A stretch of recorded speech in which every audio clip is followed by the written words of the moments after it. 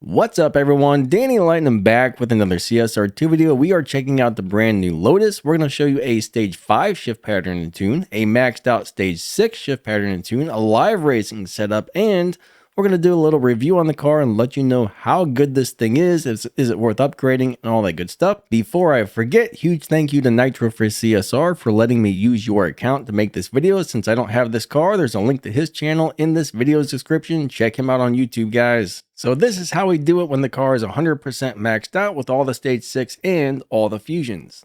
When you have the car completely maxed out, the overboost or the nitrous, since this is electric, it's got overboost all the way to the left, final drive all the way to the left, tires all the way to the left, so it's a left tune, guys. And that's going to give us a dyno of 6.924.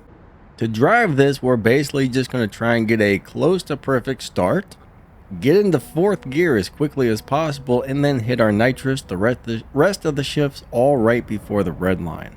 As soon as we launch, we want to get into 2nd pretty much instantly. 3, 2, 1, go. 2nd, 3rd, 4th nitrous. 5th gear, 6th gear, 7th gear, 8th gear, and that's pretty much how you do it right there. You don't want to get the bad start or you will get the wheel spin. Get into 2nd instantly. 7.022. I have just reset all the parts to stage 5, so now I'm going to show you guys how to drive it and shift it and tune it and all that good stuff on stage 5 with all the fusions installed. Nitrous all the way down to the left, final drive all the way to the left, tire pressure 8 psi, same tune as last time. So let's go show you guys how to drive it. But first, we got a dyno of an 8.711, 8.711. So for me, this seems to be the fastest shift pattern for stage 5. We're pretty much going to launch, a split second later, shift into 2nd, hit our nitrous, all the rest of the shifts right before the red line. Here we go, here we go. 3, 2, 1, go. 2nd nitrous, 3rd gear, 4th gear, 5th gear, 6th gear, and we can shift into 7th if we want, but we don't actually need to, but I did. What did we get? 7.773. For me, that seems to be the best stage 5 shift pattern. All right. Let's go ahead and show you guys how to set this up to turn it into a low performance point, high evo live racing monster machine that will blow away pretty much all of the enemies. All right, we got 640 on the performance points, 1510 on the evo. I'll show you what parts I have installed. We have the motor set to stock, battery refitted to stock, inverter refitted to stock, overboost stage 3, body refit that to stock, tire pressure stage 5, transmission stage 5. All right, so we only got 3 parts upgraded. Everything else is stock.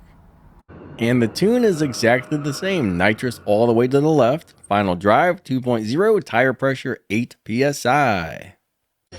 This will give us a dyno time of 11.788. And our goal is to run 11.8. We want to run 11.800 or as close to that as possible.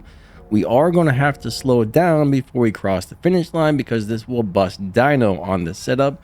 And with these low performance point high evo tunes, we do not want to bust dyno. We want to get this into the 11.8 lobby, and we want it to stay in the 11.8 lobby. If we run faster than 11.8, it'll put us into a different lobby. Okay, so basically we're going to do a very standard shift pattern. Thing is, we want to slow down before we cross the finish line. So before you go across, just downshift a bunch of times, all right? 3, 2, 1, go. 2nd and nitrous, 3rd gear, 4th gear, 5th gear, and we don't have to leave 5th. Now check this out. Downshift, downshift, downshift. We want to run as close to 11.8 as possible. There we got 11.758, so we should have downshifted one more time, but hey, if you know you're going to win right before you cross the finish line, downshift as many times as you can. That'll put that in that 11.8 time that you want, and you will win most all of the live races, and you will stay in the 11.8 lobby. If you keep messing around like that, it's going to push you into the 11.7 or 11.6 lobby or 11.4 lobby or something like that. So 11.8 is our goal.